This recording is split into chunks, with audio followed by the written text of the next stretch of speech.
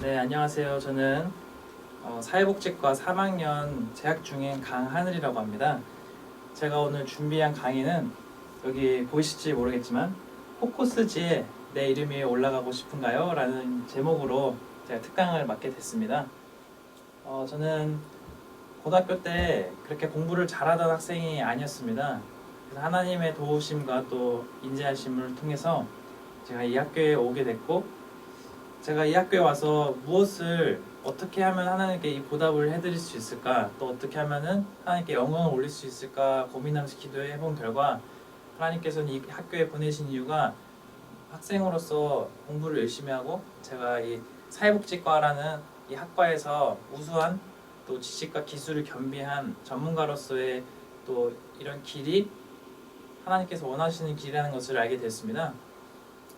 그래서 그렇게 하다 보니 자연스럽게 공부를 어떻게 하면 잘할 수 있을까, 또 어떻게 하면은 하나님께 영광을 올릴 수 있을까 고민하다 보니 이러한 지침서를 저 스스로 내재화하게 됐고, 3학년까지 또 성적을 잘 하나님 도우심으로 잘 받고 나니 우리 같이 공부하는 학생으로서 또 같은 하나님의 자녀로서 어떻게 하면 공부를 더 잘할 수 있을까, 이걸 좀 전달하고 싶어졌어요. 그래서 이 자리에 나왔고, 남들이 얘기해주는 뭐 지침서, 뭐 공부를 어떻게 하면 더 잘할 수 있을까, 뭐 이런 것도 중요하지만 저는 전체적인 부분들도 같이 알아야지만 이게 삶에서 적용이 되지 않을까 싶어서 가져왔습니다.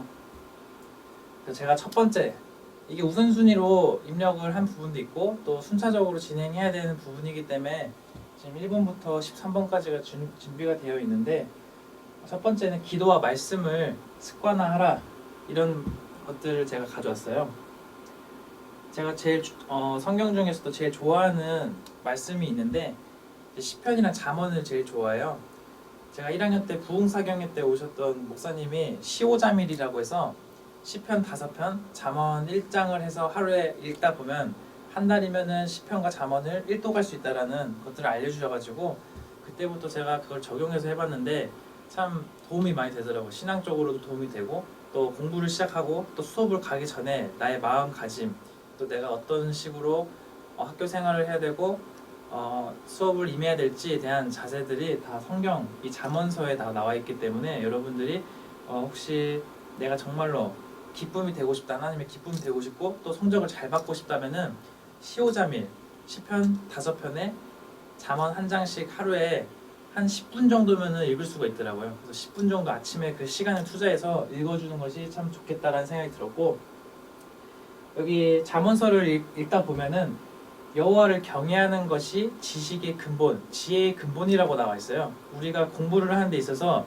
지식을 습득하는 데 있어서 우리는 기술도 필요하고 여러 가지가 필요하지만 그것을 어떻게 하면 내 삶 속에 적용시키느냐, 또 어떻게 내 머릿속에 입력을 시키느냐에 있어서 지혜랑 지식이 좀 필요하다고 저는 생각을 했는데, 이것을 어떻게 채울 수 있을까 보니 여호와를 경외하는 것이다 라고 나와 있었어요.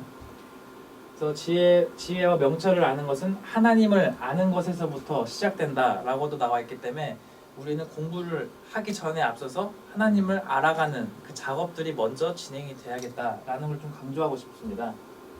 또 우리가 새롭게 학문을 배우는 학생으로서 그것을 잘 이해하고 적용하고 이후에 직업 또 전문가로서 나가서 잘 활용하는 것이 우리의 목표 아니겠습니까? 그래서 이런 것들을 잘 하려면 말씀이 우선이 되어야 된다라는 것을 강조드리고 싶습니다. 또 두 번째는 내가 왜 공부를 해야 할까? 내가 뭘 하기를 원해서 이 자리에 왔을까를 좀 탐색하는 작업들이 필요하다고 저는 생각했습니다. 공부를 아무리 잘하고 싶고 또 의지가 있어도 쉽게 이거 무너지고 놀고 싶기 마련인 이 청춘의 이 시대 때 저는 내가 왜 공부를 해야 되는지 그 이유가 있었기 때문에 항상 벚꽃 축제, 뭐 불꽃 축제, 뭐 가을에 낙엽이 떨어지고 눈이 오고 이럴 때 정말 힘들었는데 그때마다 이 사명감, 비전 이거 있기 때문에 제가 이 자리에 오지 않았을까라는 생각이 들었습니다. 그래서 이 학교에 내가 왜 이 원서를 썼고 이 학과를 왜 썼는지 그때 그 심정을 잊지 않아야 돼요. 그래서 내가 왜 이 자리에 왔는지 이거를 항상 되새겨야 되고, 또 성적이 잘 안 나올 수가 있잖아. 열심히 했는데 그럴 때 나는 안 되는 사람인가 봐, 나는 공부랑 안 맞아, 이렇게 하는 것이 아니라 내가 공부를 더 잘하고 더 높은 곳을 향해서 달려가기 위해서 필요한 과정 중에 하나인가 보다라고 생각하면서, 그렇기 때문에 우리가 부족하기 때문에 더 하나님께 의지하고 기도해야 된다고 저는 생각했습니다. 그렇게 했을 때 하나님께서는 부족하지만 저를 사용해 주셨고, 그 열심히 최선을 다했을 때 성적으로 하나님께서는 보답을 해주셨습니다. 그래서 두 번째, 사명을 잘 탐색하고 내재화하는 작업들이 필요하다는 것을 말씀드리고 싶습니다. 세 번째는 한 번씩 다 들어보셨을 얘기입니다. 내 위치가 어디인가. 지금 뭐 고등학교 때처럼 전체 석사 중에 뭐 몇 명 중에 몇 등 이런 것들이 대학에서는 존재하지 않지만, 내 학점이 지금 어디에 있고 또 내가 향후에 비전이나 사명으로 갖고 있는 내가 최종 목표치에 가기 위해서 난 지금 어디에 서 있는가, 내가 지금 이 가고자 하는 길에 어디 서 있는가를 알아야지 더 분발하고 더 목표를 세울 수가 있거든요. 그래서 지난 학기에 나의 성적이 얼마인가, 또 나의 현재 위치는 어디에 있는지 파악을 해야 됩니다. 이번 학기에 어느 지점까지 도달할지, 어느 학점까지 목표를 삼을지를 항상 정해야 되고, 그 목표는 현실 가능성이 있어야 되지만 그래도 우리는 아직 대학생이고 무궁무진한 가능성을 가지고 있기 때문에 4.3이라는 만점을, 그런 목표를 담대한 목표 수립도 좀 필요하다고 저는 생각했습니다. 내가 지금 만약에 평균 평점 뭐 1점, 2점대다, 좌절하지 않으셔도 돼요. 왜냐면 그거는 공부를 어떻게 해야 되는지 잘 모르거나 아직 내가 어떤 길을 가야 되고 내가 이 자리에 왜 있는지를 잘 몰랐기 때문에 그 성적이 나오는 거지, 본인의 수준이 그 위치에 있기 때문에 그 성적을 받는 거라고는 전 생각하지 않거든요. 그리고 또 더 좋은 거는 교수학센터에서 또 운영하는 점프 스터디가 있어요. 점프 스터디라면은 전체 평균 평점이 이전 학기 기준 다음 학기 때 1점 이상 향상하는 사람들 중에 제일 많이 향상한 사람들한테 100만 원, 150만 원 상당의 장학금도 주고 있기 때문에, 지금 내가 성적이 낮다, 그리고 완전 이때가 기회다 싶고 하기 때문에 오늘의 지침서 강의를 듣고 아마 적용을 하신다면 좋은 성과가 있을 거라고 생각을 하고, 만약에 3점 초반이나 후반대에 있다 그러면은 너무 잘하고 계시기 때문에 혹시 오늘 지침서 강의를 들으면서 내가 이 부분이 부족하구나, 이런 것들을 만약에 체크하고 그 부분을 좀 고친다면 더 좋은 성적을 받지 않을까라는 생각을 하게 됐습니다. 그래서 저는 점프 스터디보다는 투뿔, A뿔 2개를 받는 투뿔 스터디를 하고 있는데, 이것도 굉장히 도움이 되고, 또 만약에 3점대에 있는 학우들이라면 도움이 많이 되실 거라고 생각합니다. 네 번째는 수강 신청 시에 지혜롭게 시간표를 짜셔야 되는데,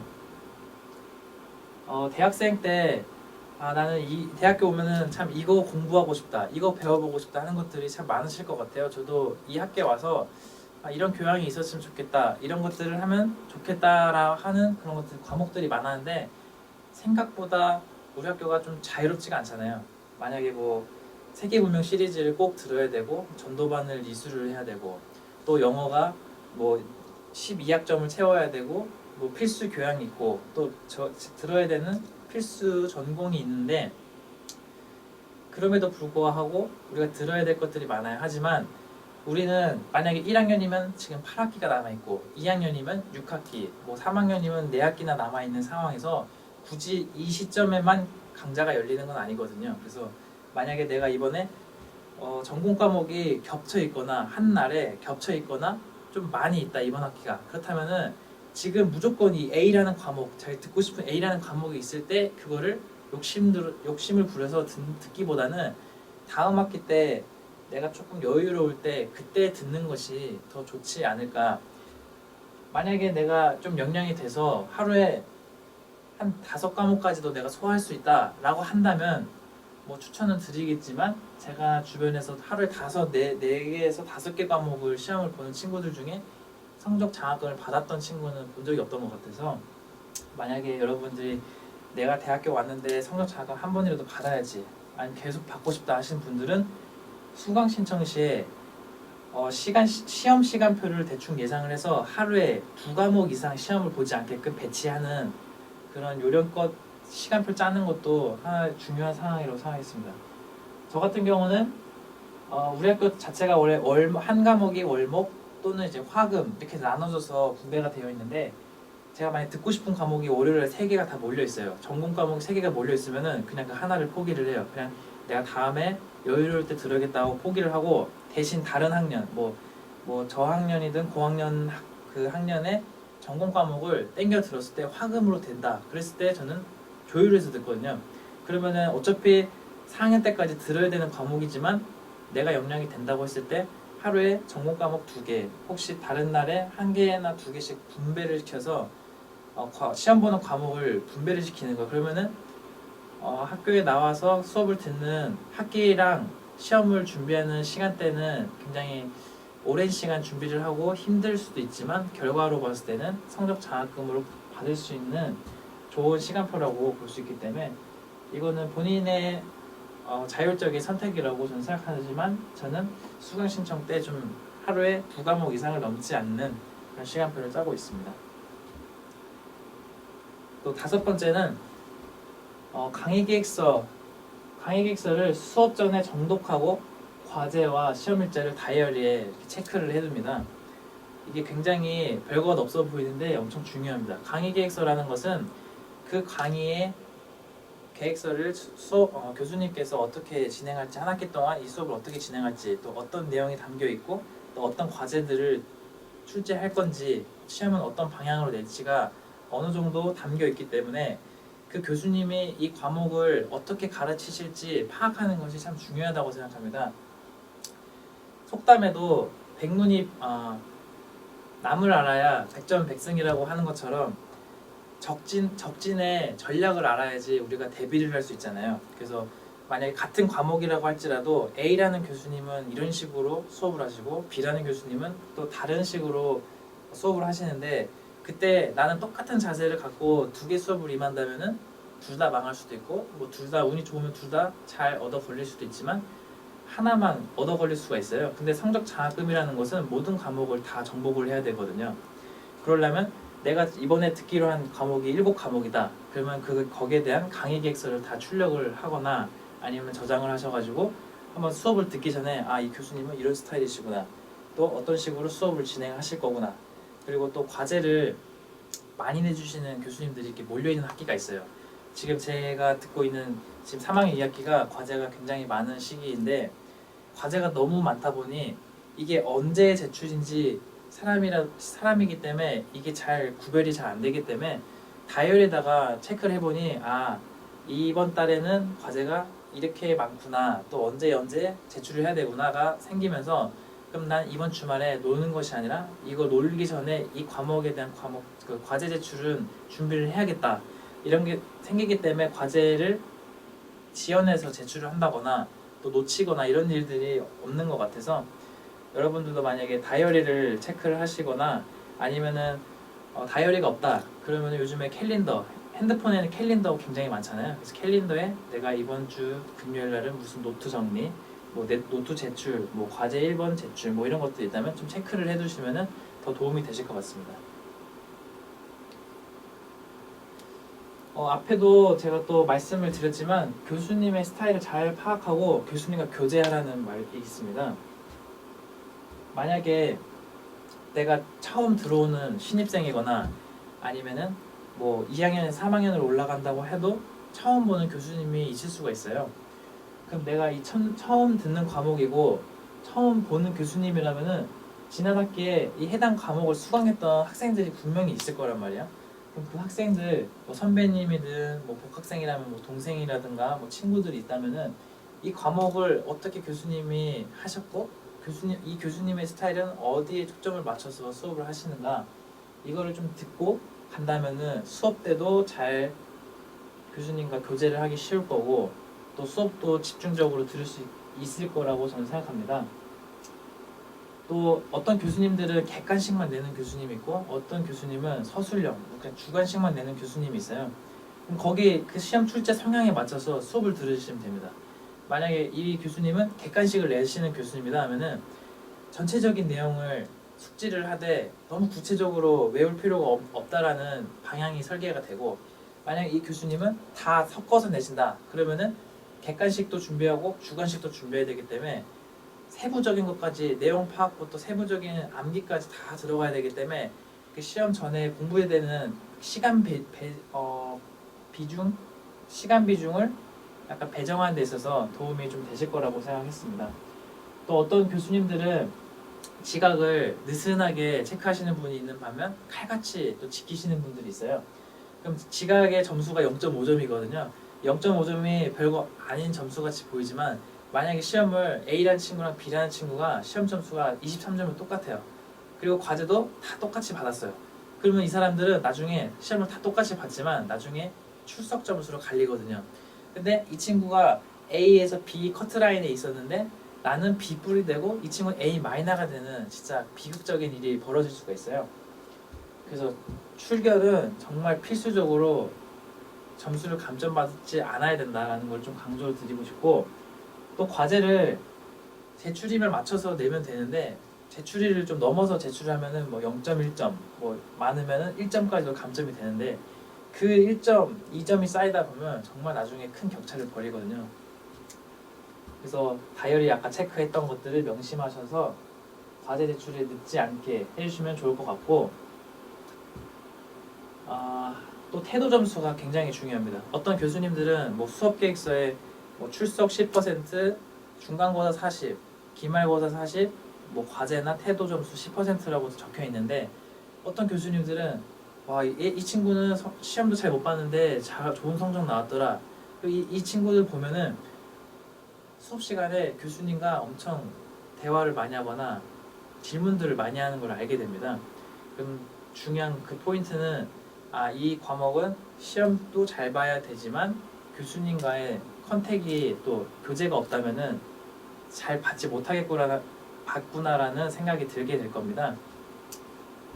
그래서 여러분들이 만약 교수님들의 성향을 파악한다면 그 성향에 맞춰서 이 교수님 질문을 좋아하시는 교수님은 질문을 좀 더 많이 하고, 이 교수님은 수업 시간에 나의 태도는 상관없이 딱 시험 점수로만 환산하신다 하면은 시험을 준비하는 데 있어서 시간을 더 투자하는 그런 전략적인 배치가 좀 필요하다고 저는 생각했습니다. 또 7번째도 계속 이어지는 비슷한 내용인데, 수업 시간에 조는 것은 정말 금물이라고 생각하고 또 맨 앞자리를 꼭 고수해라. 또 공부하는 친구들은 어떻게 공부하는지 관찰하는 태도가 필요하다고 생각했습니다. 지금 등록금이 얼마인지는 잘 모르겠지만 제가 처음에 들어왔을 때 또 지금 내고 있는 등록금의 평균을 계산했을 때 330만 원이라고 잡고 한 학기에 20학점을 듣는다고 제가 기준을 잡아봤습니다.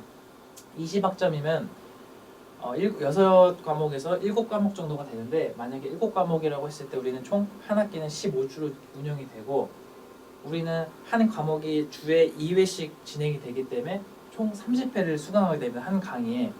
그랬을 때 하루에 한 강의의 수강료는 약 16,000원으로 계산이 됐고, 그리고 그 한 과목, 7과목 중에 한 과목을 환산했을 때 약 47만 원짜리 강의가 됩니다. 요즘에 47만 원짜리 어학원이나 토익 강의 들으러 간다면은 미쳤다고, 돈이 많지 않고서는 못 듣잖아요. 근데 우리가 지금 듣고 있는 이 한 과목은 지금 47만 원, 거의 50만 원에 가까이 되는 진짜 비싼 수업을 듣고 있는 겁니다. 물론 등록금에서는 운영비도 나가고 여러 가지가 나가겠지만 제가 냈던 금액에서 그냥 수강수로 나눴을 때만 했기 때문에 이 정도 가격이 나온 거고, 어쨌든 한 강의 그 수강료는 결코 싸지 않다라는 것을 여러분들도 알게 됐을 겁니다. 이렇게 비싼 하루에 16,000원, 15,000원 되는 이 강의를 내가 결석을 한다거나 지각을 해서 수업을 못 듣는다거나, 아니면 왔는데 너무 전날에 늦게 자서 수업을 졸아서 이 수업을 그냥 시간을 버리는 시간이 된다면 여러분들은 매일매일 16,000원을 그냥 버리시는 결과를 초래하게 될 것입니다. 이것만 들어도 약간 내가 수업 시간에 졸고 떠들고 했던 게 너무 아깝지 않으세요? 지금부터 이걸 아셨으니까 다음부터는 좀 수업 시간에 집중하는 것들이 좀 필요하다고 저는 말씀드리고 싶습니다. 또 저희가 공부를 할 수 있는 시기가 또 정해져 있는데 우리는 지금 취직하고 더 자기 만족을 위해서 살아가는데 지금 시간을 투자하고 있습니다. 근데 나중에 직장 가서도 뭐 대학원을 간다거나 뭐 나중에 더 교육을 받을 수 있는 환경들이 있지만 지금처럼 전문적인 그런 학습을 할 수 있는 시간이 별로 없어요. 우리가 지금 대학교 다니는 4년, 남자들은 군대를 갔다 오기 때문에 6년이라는 시간이 있는데 이 시간이 지나고 나면은 취직을 하기 전까지는 진짜 공부할 시간이 없거든요. 그래서 여러분들이 이렇게 비싼 돈을 주고 또 얼마 정해져 있는 얼마 없는 이 시간 동안 여러분들은 청춘이기 때문에 놀아야 된다는 생각도 뭐 틀렸다는 것도 아니고 우리는 분명히 놀아야 되지만 우리에게 주어진 시간들 중에 효율적으로 공부할 수 있는 그 시간에는 진짜 집중해서 공부해서 내가 더 성장하고 이 돈이 전혀 안 아깝지 않도록 하는 것들도 중요하다고 생각합니다.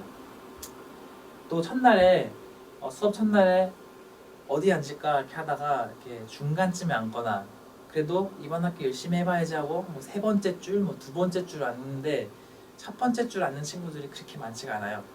근데 첫 번째 줄에 앉아서 수업을 듣는 것과 중간 또 마지막 줄에 앉아서 수업 듣는 거는 정말 집중력도 그렇고 많은 부분들이 차이가 나요.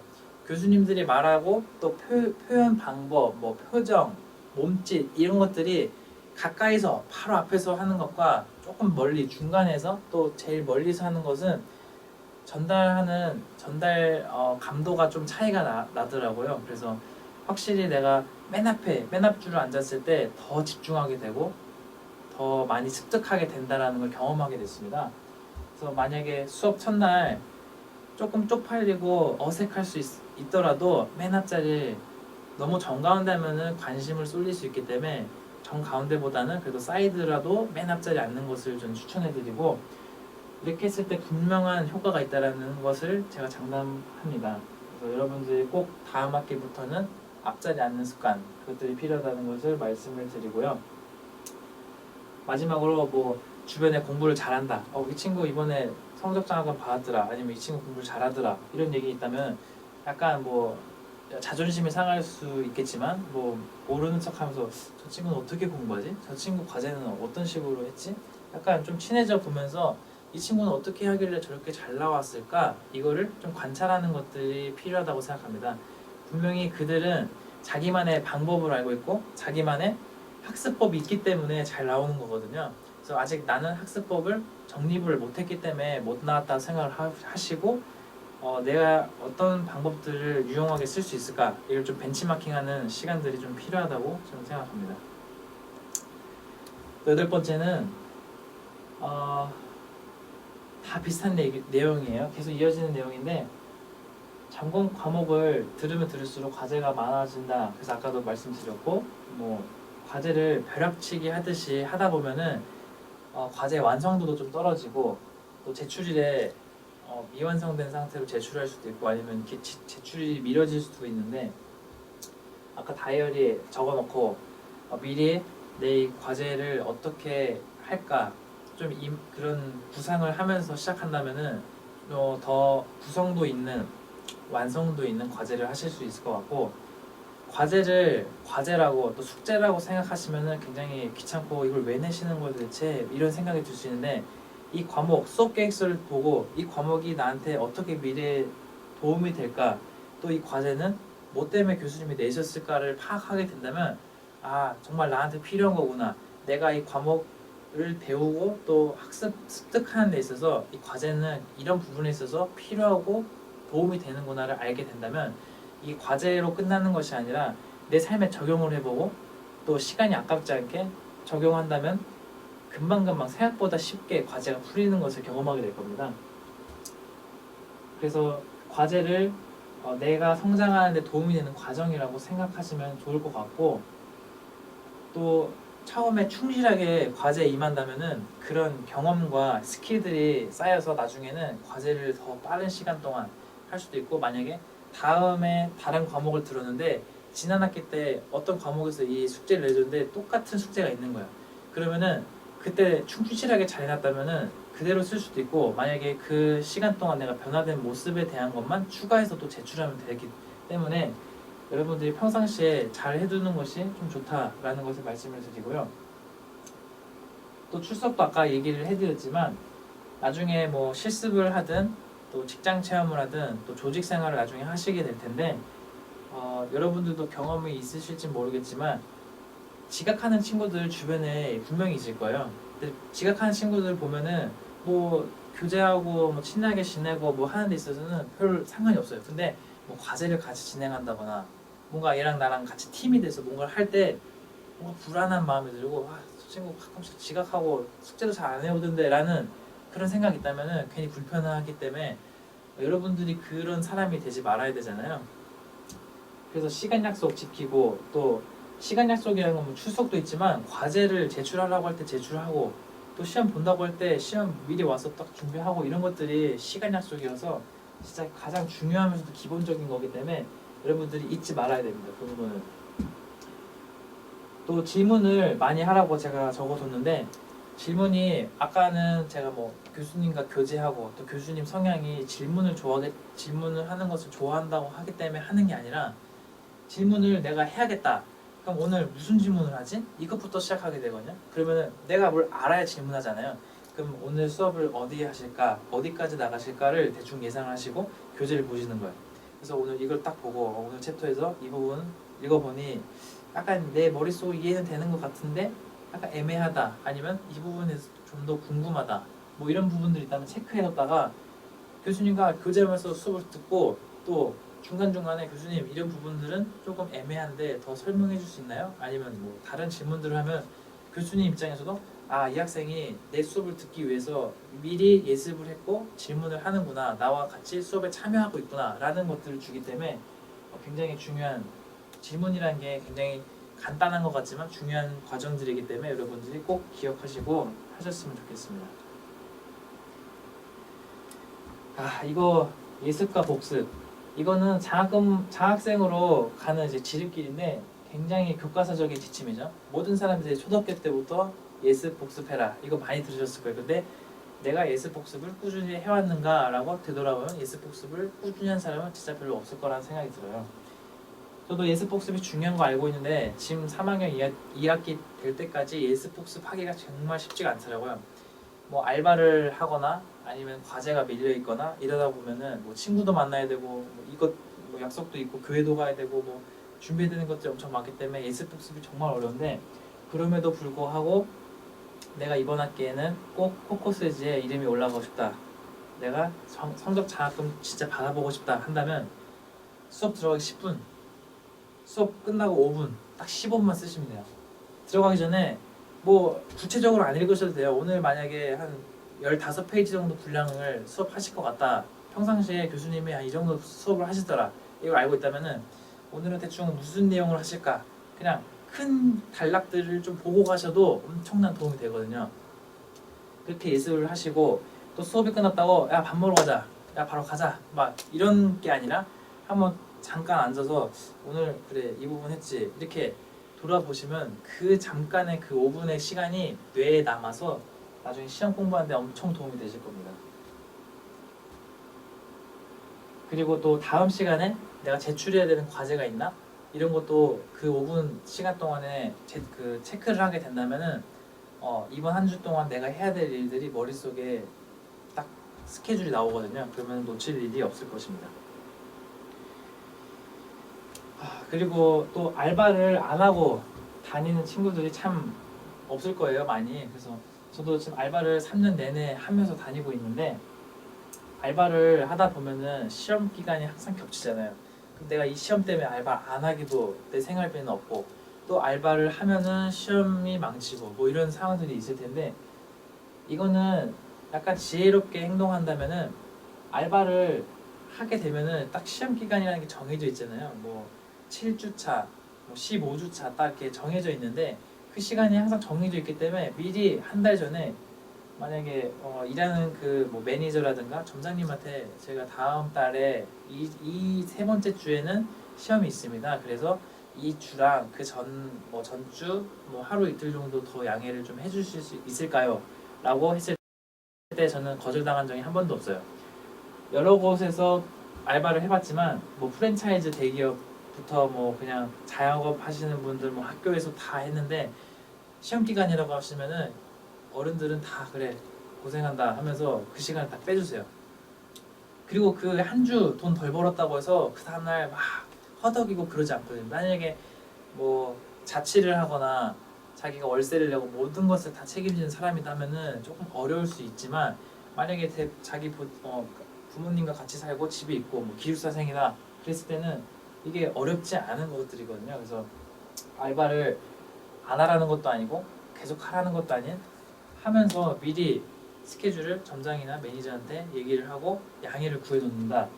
그리고 그 알바를 뺀 시간은 내가 돈을 벌어야 될 시간에 알바까지 빼면서 있는 이유를 항상 생각하고 열심히 공부에 임하시는 것이 중요하다고 생각합니다.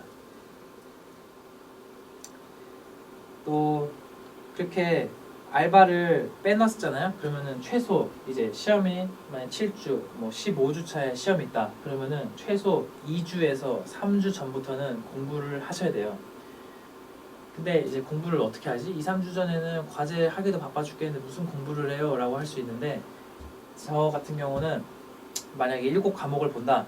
그러면은 3주 전 주말에 한 과목씩 보고 2주 전 때 뭐 주중이라든가 뭐 주말까지 해서 5과목 그 다음에 시험 보기 전주 주중에 나머지 2과목을 해서 한 번씩을 싹 읽어요. 그 다음에 뭐 더 여유가 된다면 한 번씩 한 과목에 2번씩 정독하는 시간을 갖고 또 시험 바로 전 주말에는 월요일에 있을 시험과 화요일에 있을 시험을 준비를 합니다. 그래서 더 나중에 자세하게 말씀을 드릴 건데 처음에는 캘린더에다가 내가 월요일, 화요일, 수요일, 목요일, 금요일에 보는 시험 스케줄을 다 적어요. 뭐 아까 뭐 좀 지혜롭게 수강 신청을 했다면은 하루에 2과목 이상이 넘지 않겠죠? 그러면 7과목을 했을 때 뭐 월요일 2개, 화요일 2개, 뭐 수요일 하나, 목요일 하나, 뭐 금요일 하나 이렇게 하면 제일 좋고 뭐 수강 수가 더 적어서 하루에 2개 혹은 하나씩만 본다. 그러면은 미리 목금에 봐야 될 거를 먼저 그 전주나 전전주 주말이나 주중을 통해서 미리 보시고 이제 월화 그 시험 준비는 바로 그 시험 보는 주에 오는 이제 주말에 딱 보시면은 굉장히 도움이 많이 되시거든요. 그래서 내가 이 과목이 만약에 어렵다 그러면은 3번 정도 보는 걸로 측정을 하고 이 과목은 PPT에서만 나오고 교수님이 시험 문제를 다 찝어주시더라. 그러면은 한 번 또는 2번만 보시면 되는데 이런 시험들은 조금 시간 배정을 낮게 두시고 이 교수님은 아무것도 시험 문제를 찝어주지 않으시고 시험 범위가 굉장히 많다. 그러면은 그 과목에 대한 시간 배정을 진짜 많이 해두시고 많이 보셔야 돼요. 그리고 수업 시간에 집중력 있게 수업을 듣고 만약에 예습 복습까지 한다면 예습 때 한번 보고 수업 시간에 한번 보고 복습 때 한번 총 3번을 이미 학기 중에 봐요.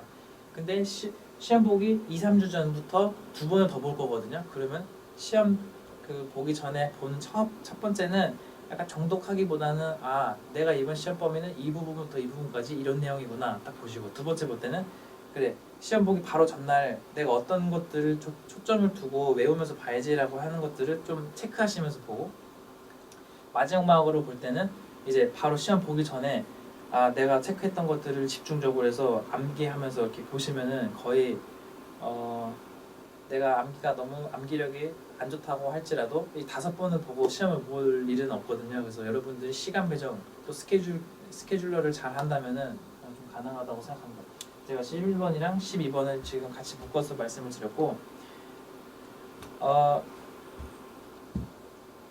뭐 더 자세한 내용들을 듣고 싶으시다면은 저한테 직접 연락을 주시면 될 것 같고 그럼 제가 어떻게 하는지 직접 제 다이어리랑 여러 가지를 보여드릴 거고 또 이 13번은 제가 친구들을 보면서 굉장히 안타까운 마음이 들었던 사항들이에요. 제가 고등학교 때 전교 1등 하는 친구가 있어서 그 친구 도대체 어떻게 공부하길래 이렇게 열심히 잘할 수 있을까 보니 그 친구는 서울대를 갔는데 학교에서 고3 때 한 번도 장구를 본 적이 없어요. 그리고 꼭 11시에는 취침을 하더라고요. 고3이 11시에 취침한다는 건 말도 안 되거든요. 왜냐면 야자 시간이 10시 넘어서 끝나고 집에 들어가서 뭐 하고 하다 보면 12시, 1시 넘어서 하는 게 고3의 스케줄인데, 그 친구는 야자 시간 때까지 집중력 있게 공부를 하고 그냥 집에 가서 자요. 그리고 아침에 뭐 6시, 7시 일어나서 학교 와가지고 아침 또 그 자습 시간부터 해서 수업 시간에 완전 집중해서 듣는 거예요.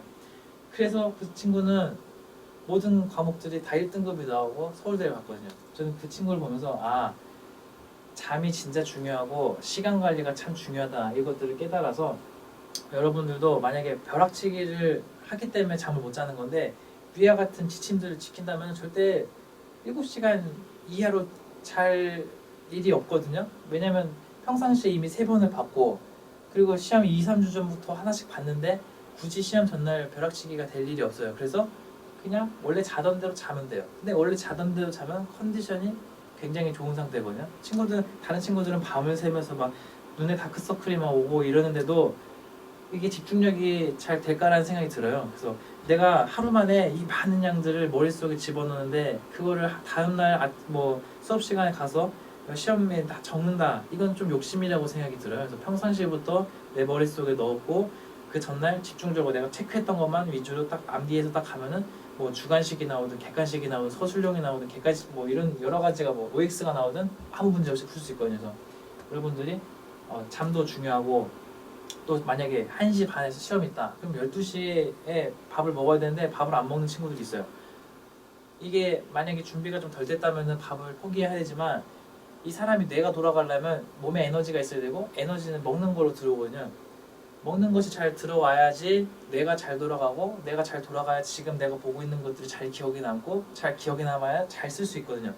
그래서 여러분들이 잠이랑 먹을 거는 시험 기간에 꼭 포기하지 마시고 평상시에 더 노력하자라는 마음으로 하신다면은 컨디션, 감기를 걸리거나 이런 일도 없이 잘 시험에 임하실 수 있을 것 같습니다. 또 14번째인데요. 경쟁하지 말고 100점만 맞으려고 노력해라. 이거 처음에 저도 1, 2학년 때는 이 상대평가기 때문에 저 친구 잘하는데 어떡하지? 내가 이번 시험 만점 못 받았는데 저 친구도 높은 점수 받았는데 내가 밀리면 어떡하지? 막 이러면서 경계하게 되고 막 이렇게 되다 보니 그게 자연스럽게 다른 사람들한테도 노출이 되고, 그 친구도 그걸 느끼면서 사이가 안 좋아지고 이런 일들이 좀 생기게 되더라고요. 근데 제일 중요한 거는 우리가 경쟁하러 이 학교에 온 게 아니고, 나는 새로운 학문을 받아들이려고 또 배우려고 왔고, 그 배우는 이유는 내가 더 좋은 직업도 갖고 그 안에서 내가 영향력 있는 사람, 또 하나님께 영광 올리고자 하는 그 길을 위해서 지금 이 자리에 있는 건데, 굳이 경쟁을 할 필요가 없다라는 걸 깨닫고부터는, 그래, 내가 지금 평상시에 내가 배우고자 하는 것들에 열정적으로 또 집중도 있게 보면은 당연히 좋은 점수가 나올 거고, 그러면 당연히 좋은 결과가 나오는데, 굳이 내가 제일 이겨야지, 난 쟤보단 잘 나와야지, 이런 거는 진짜 안 써야 될 에너지를 쓴다고 저는 생각을 해서, 그런데 쓰기보다는 내가 더 이 과목을 어떻게 하면 더 알 수 있을까, 어떻게 하면 내가 더 시험을 잘 볼 수 있을까, 어떻게 하면 100점 맞출 수 있을까, 이거에 좀 초점을 맞춘다면은 자연스럽게 좋은 결과가 올 거라고 저는 생각합니다. 마지막은 옵션인데요. 자연을 즐기고 힐링하라. 이거는 저만의 이제 스트레스 푸는 방법이에요. 저는 자연을 생각보다 좋아하기 때문에 만약 스트레스를 너무 많이 받거나 힘들면은 우선 잠을 자거나 아니면은 노래를 듣는다거나 아니면 자연을 보러 나가요. 밖에 나가서 우선 이 갑갑하잖아요. 지금 수업 듣는 이 강의실 또 독서실 너무 막 답답해요. 그러면은 우선 밖에 나가는 거예요. 그러면은 우선 신선한 바람을 맞게 되고, 또 만약에 지금 해가 떠 있으면은 아름다운 자연들, 또 밤이면은 밤에 달 붙어있어 밤 공기 딱 마시면은 우선 사람이 긴장이 풀리면서 스트레스가 우선 풀려요. 그리고 만약에 내가 노래방을 좋아한다 그럼 노래방에 가서 잠깐 뭐 코인 노래방 가서 2,000원 넣고 내 곡 막 다 부르고 오는 거야. 그러면 우선 스트레스 딱 풀리고, 만약에 내가 잠자는 게 스트레스 잘 풀린다 하면은 한두 시간 자고 오는 거예요. 자고 와서 다시 또 에너지 이렇게 딱 몰려가지고 공부하시면 되고, 뭐 어떤 사람들은 뭐 이것저것 뭐 사진 찍는 거, 뭐 인스타에 SNS 하는 거, 뭐 이런 것들이 자기 스트레스 풀린다. 그럼 잠깐 그거 하고 오는 거예요. 근데 핸드폰을 통해 스트레스를 푸는 사람들은 핸드폰 하면서도 이 스크린을 보면서 눈을 피로하게 하고 여러 가지로 지치게 하기 때문에 그것보다는 뭔가 자연을 좀 맛보고 잠깐 눈을 감고 명상을 한다거나 아니면 좀 이렇게 릴렉스한 그런 시간도 분명하게 필요하거든요. 그래서 시험 기간에 하루에 한두 번씩은 꼭 짧은 시간이라도 뭐 좀 힐링하고 쉬는 시간을 좀 갖는 것을 좀 추천해 드리겠습니다. 자랑은 아니고 제가 13년도부터 이제 학교를 다녔는데 그때 이런 방법을 적용해서 했을 때 여기다 보시다시피 이제 사회복 전공에서 장학금을 받게 됐었고 또 2학기에도 저 밑에 보시면은 장학금을 받았고 마지막 학기 2학년 2학기 군대 가기 전에도 이제 성적 장학금을 받고 나갔습니다. 그리고 이번에 복학을 해서도 이런 방법을 통해서 적용을 했을 때도 좋은 결과가 나와서 이 포커스지에 제 이름이 실리게 되었습니다. 하지만 저는 제가 잘나서 이렇게 한 것이 아니라 하나님께 내가 더 어떻게 하면 영광 올릴 수 있을까? 내가 이 자리에 왜 왔지? 내가 어떻게 하면 더 좋은 길로 갈까? 내가 이걸 왜 배우고 있을까? 또 지금 이 비싼 수업을 어떻게 내가 더 효율적으로 쓸까? 어떻게 하면 나를 더 성장시킬 수 있을까? 이런 것들을 좀 고민했기 때문에 하나님께서 주신 지혜 가운데서 제가 잘 왔다고 생각이 들었고 여러분들도 충분히 제 강의를 듣고 적용하신다면 가능하리라고 믿습니다. 이번 학기 1학기 때 들었는데 이것도 자랑은 아니지만 가능하다라는 걸 보여드리기 위해서 가져왔어요.